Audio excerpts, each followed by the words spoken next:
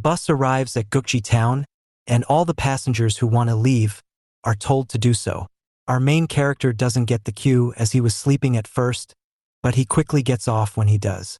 After the bus leaves, he is left standing in a place that looks like the middle of nowhere. As he doesn't have a lot of time on his hand, he gets going, following the directions that were on the map. Even so, he couldn't help but wonder if a place so remote really has a school. Apart from the bus stand, there doesn't seem to be any other establishments around, so it's a bit weird. Regardless, he gets going, and hopes that he hasn't arrived too quickly. After following all the necessary steps on the map, he believes the school should be nearby, yet he can't spot it. Upon further inspection, he sees a scary monument and gets frightened by it. He looks back in the map and realizes that this exact place should be where the school is located. But no matter how much he tried, looking at that monument, it looks different from that of any other normal school. A school personnel then asks him if he was a new student, and so he realizes that this is in fact the school itself. Geukji High School, to be precise. Inside the schools, two pigeons by the name of Master Gu and Master Pai were observing the new student. They immediately understood that he was no good and wouldn't fit the mold at such a school. Afterwards, the two pigeons realized that they got some cat food scattered around and felt lucky. They immediately went to eat it and were happy until a cat showed up behind them. The cat had set the trap perfectly. One of the pigeons managed to fly away while the other got caught. Even though it first seemed like the cat was going to eat the pigeon, it instead started to sexually harass it. The pigeon that got away thought it would have been much better to just get eaten. Back to our main character, he is still intimidated by the statue at the school. It's a bit too scary to be a school icon after all. Upon further inspection, he recognizes it to be a statue of Inwang Sang, a Buddhist martial lord. Anyway, our main character turned his attention to the buff school personnel from earlier and wondered if it was a teacher that came to get him. The guy was saying something, but our main character didn't heart it, as he was listening to some music. He decides to take out his earphones and listen for once, but by then, a car was coming his way. This immediately scared off the main character, as who in their right mind rides a car on the sidewalk. Not only that, but the car was coming his way. The school personnel wondered why a slow guy came to their school, before noticing he was in danger. He immediately dashes towards him and shuns him for not being around of his surroundings. The guy then pulled away the main character and put himself in harm's way. The main character was shocked to see what he was doing. He was wondering why someone would put themselves in front of a car. He realizes that something was definitely wrong, and that maybe he shouldn't have transferred to this school. Some context is seen as to why he came here in the first place. He was the kind of kid who used to drool a lot more than the others. This made him a target for bullying. So, his mother bought him an application for Geukji High School, a school specializing in martial arts and other physical activity. The school, despite being in a remote town, has good facilities and a dormitory. More importantly, his mother thinks it's necessary for him to learn some martial arts to strengthen himself. That way, he will be able to protect himself from getting bullied. The main character told his mom that he will look into it. He wasn't really interested in martial arts and wanted to stay away. That being said, he was tired of being picked upon, so he wanted to give the school a try anyway. That's why he was here, and he was seeing a guy putting himself in front of a car. The guy says that one should fight as long as they are living, and that they should fight till the final breath. Saying this, the guy braces up and gets ready to fight the car. Surprisingly, he smashes the car with just a single blow and stops the problem. This stuns the main character. After stopping the car, the guy introduces himself again for the main character. He is a 17-year-old in the same class as the main character. He is the strongest first-year high schooler in the world and is the leader of the class. His name is Lee Sumin, otherwise known as Overpower Lee, and he is a master of overflowing virility. Even though the main character didn't intend to drool anymore, he can't help but drool after what he saw. He introduces himself as Kongchu. Furthermore, Kongchu can't believe that the guy in front of him was a 17-year-old like him. Not with that face, height, or that kind of power. Not only is he the strongest first-year student of the school, but he also happens to be the strongest high schooler in the entire world. Kongchu wonders if he can become just as strong with some training, but quickly realizes that it's impossible. Lee Sumin tells him there's no need for him to be so surprised, as what he did is something all users of the overflowing virility can do. Kongchu is confused as to what this overflowing virility thing even is. Kongchu also wonders what happened to the guy inside the car that Sumin wrecked. Lee Sumin then states that he had forgotten while introducing, but he needs to go check on the person in the car. He refers to the person as the vice principal, which shocks Kongchu. He didn't expect it to be the vice principal. Anyway, the principal, despite the car being wrecked, got out of there without a single scratch. It was like he was not bothered by it all. He is also a huge guy, standing at 194 centimeters tall, and with huge muscles he looked superhuman-esque. The vice principal thought it was quite shameful that he got his hair messed up and was going to be late for work, just because of a mere car wreck. He tells Lee Sumin to quickly move the wrecked car to the junkyard, and tells him to be wary as that was the third car he wrecked in not so long. Kongchu found it very rude how the two of them were talking among themselves and paid no attention to him. He blames the vice principal for traumatizing him with this near accident, and wonders what kind of teacher drives so rashly. The vice principal noticed that Kongchu was muttering something alone, and wondered what was wrong. Lee Sumin told the teacher that Kongchu is the new transfer student. After learning this, the vice principal walks up to Kongchu for some talk and offers a handshake. This scares Kongchu, who starts apologizing profusely. The teacher is left confused, and Lee Sumin finds this very embarrassing. Kongchu then takes the teacher's handshake, and the teacher asks him if he knew that all objects transmit vibration from them. Kongchu, confused, says that he does. The teacher adds that humans are the same too. They also transmit a vibration frequency through touch. They create that vibration from the repetition of muscle contractions and relaxations to destroy the enemy ahead. Kongchu really has no idea what this is all about, but the teacher tells him that this is the fighting style of Geukji High School, and gives him a handshake. The handshake, which is known as the kaboom, is so strong and has a certain vibration to it that it moves Kongchu from his feet. His whole body gets shaken up, and all the hair on his head spikes up from just the feeling of the handshake. After the principal breaks the handshake, Kongchu falls to his knees, and smoke starts coming out of his hand. The vice principal then tells him that the weak have no right to expect an apology from the strong. Following this, he asks Lee Sumin if he can borrow his bike, to which Sumin tells him that it's behind the walls. The teacher thinks of him as an ideal student because of the fact that he always has his bike nearby. The teacher swats away the cat sitting on the bike, because he hates cats. Before riding off, tells Kongchu that Geukji High has no place for the weak. So, Kongchu should reconsider his transfer, and only get in if he wants to get stronger.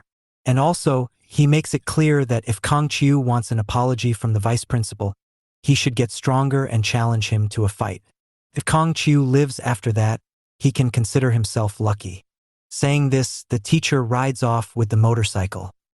Kongchu is left perplexed about his feelings. After all, he hasn't even stepped inside the school, yet he has already almost lost his life twice. After that, another student from the same class, Yoon Miri, comes and introduces herself. Despite being only 148 centimeters tall, she claims to be very strong. Miri notices that Kongchu is down and asks Lee Sumin what happened. Lee Sumin informs her about how he met the vice principal and was talking some crap about him. To discipline him, the vice principal gave him the kaboom, and it probably made him piss himself.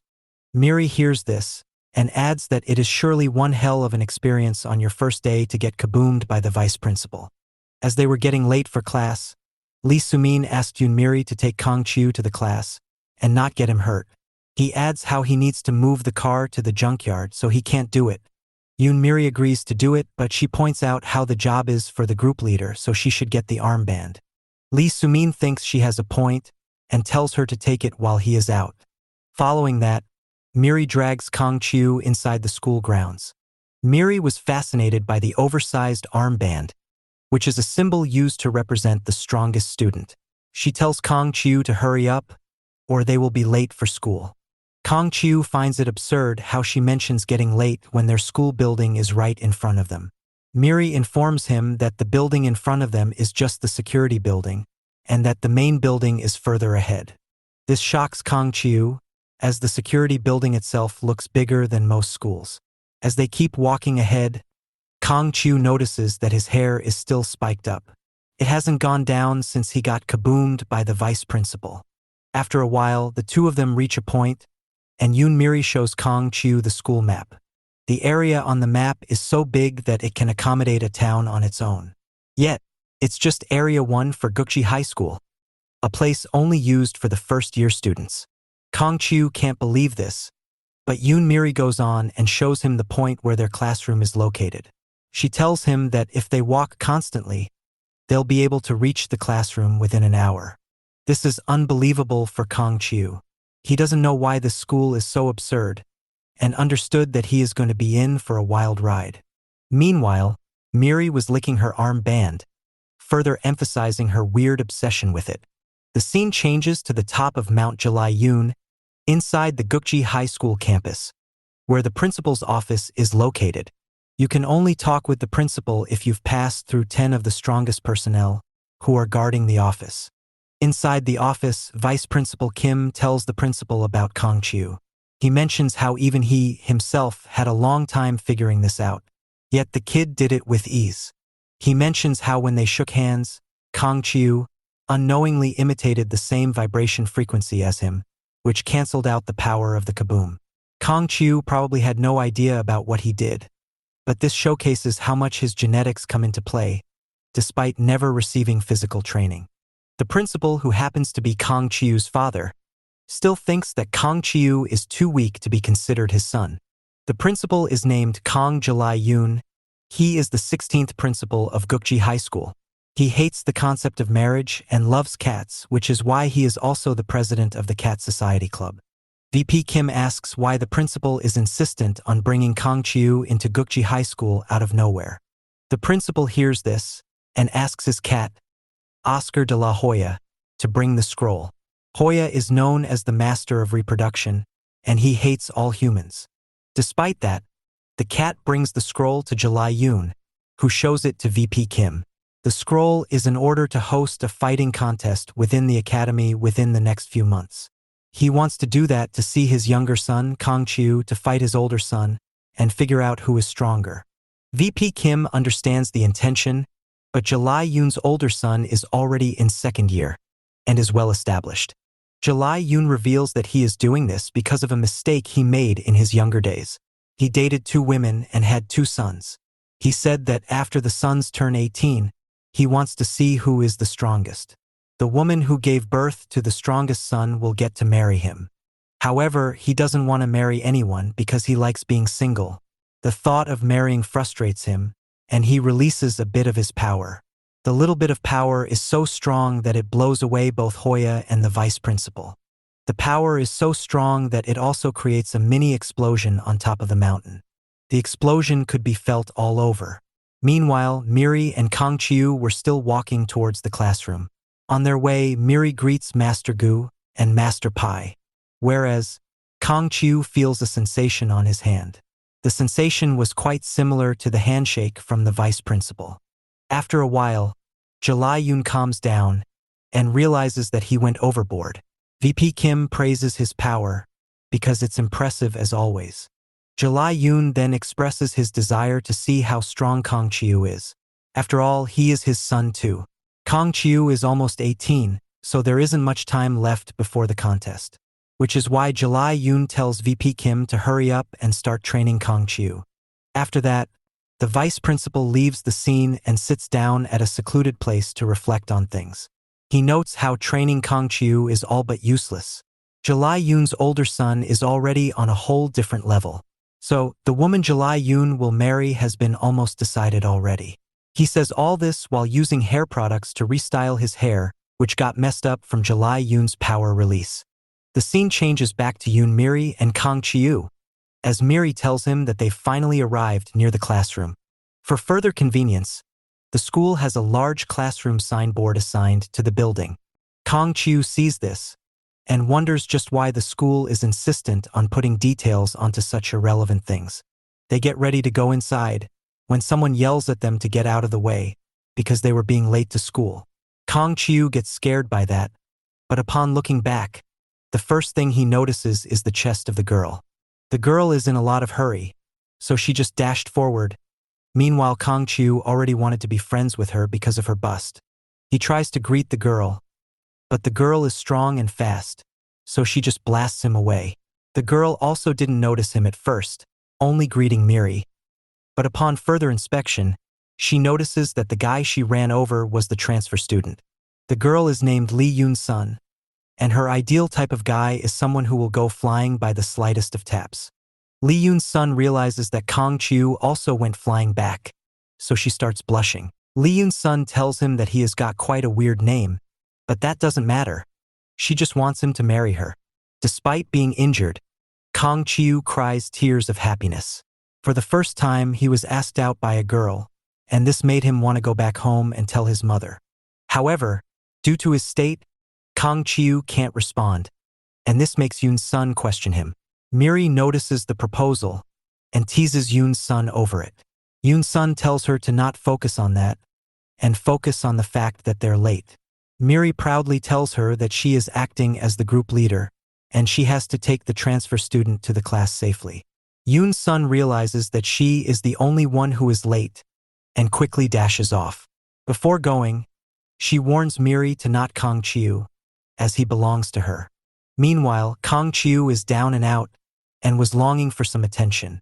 Miri uses a stick to poke him, but gets no response. So, she just drags his body to the classroom, hoping that they would accept a lifeless body as a student. After that, Miri proceeds to drag her forward. She shows him the school building and states how it is quite modern. She tells him how they've replaced the windows and how the classrooms are air-conditioned. She then notices that he is still out cold and realizes that there's no point in talking to a lifeless body. Kongchu comes back to life and tells her that he is awake now, so there's no need to drag him. She is glad that he is okay, as she is planning on using him as the reason why she is late. After that, Kongchu notices a graveyard. This shocks him as he questions what it is for. Miri informs him that the graveyard is for all the students who passed away at school. This has Kongchu scared, as he questions how the students passed away. Miri mentions that they've apparently passed away during sparring sessions. It is said to be quite common in the school, however, she hasn't seen anyone losing their lives yet. Hearing this, Kongchu immediately starts walking away. Miri asks him why he was going back, to which Kongchu says that this is goodbye from him, and that he will be leaving now. Miri doesn't allow him to leave and drags him back to school. As they enter the building, Kongchu is honestly shocked at how the school looks.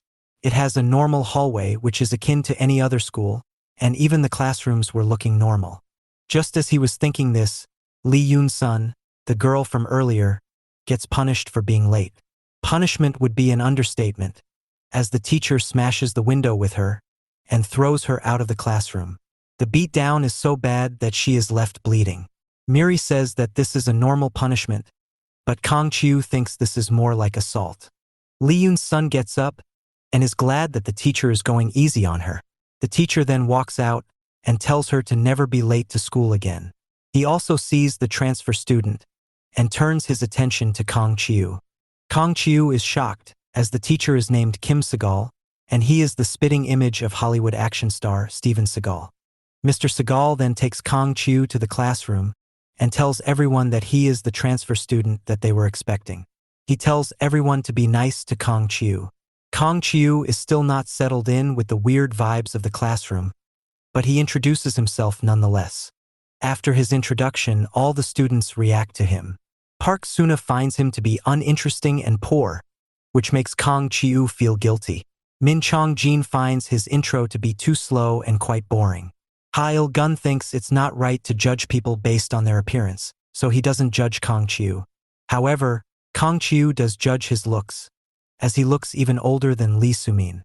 Kim Sang-hoon is socially awkward, so he uses his action figure to say hi to Kongchu, which Kongchu finds weird. Finally, it's Butterfly the bear. is a literal polar bear. Kongchu finds this mind-blowing. What on earth was a polar bear doing at school? And moreover, why is it called butterfly? Anyway, they move on, and Kim Segal announces that they will be holding a sparring session. The combatants are going to be Lee Yoon-sun and Butterfly the bear. This pisses off Yoon Miri, because she was expecting a chance to spar today, so she is disappointed. She would have just bunked class if it weren't for Kongchu. None of that matters though, as they are taken to the rooftop for the sparring session. Min Chong-jin is bored and doesn't want to watch the fight. Hail-gun is enjoying the open air, as it makes him feel his youth. On the other hand, Park Suna is disgusted by the feeling of being near Kim Sang-hoon. Kim Segal tells Kongchu to focus on the sparring session, as he needs to spar tomorrow as well. This makes Kongchu worry, as he is not good at fighting. Yoon Miri tells him to calm down, as the sparring sessions aren't real fights, and everyone goes much softer and easier. Segal tells both the combatants to get ready, and signals the start of the fight. Before the fight starts, Lee Yoon-sun turns towards Kongchu and makes a heart with her hands for him. Instead of feeling romantic, Kongchu feels intimidated by her heart. However, he does feel bad by the fact that the girl has to fight a literal polar bear. The fight begins, and without wasting any time, Lee Yoon-sun swings her hands and throws a punch at Butterfly the bear. The polar bear gets his guard up, but the punch is so explosive that it still hurts and makes Butterfly bleed. This makes Kongchu change his stance on this matter, as he now starts feeling bad for the bear. Moreover, he finally realizes that this school is just weird. From the fighting style they practice, the strange teachers they have, and the absurd students, everything is weird. And right at that moment, Kongchu felt a super strong urge to just run away from this stupid place.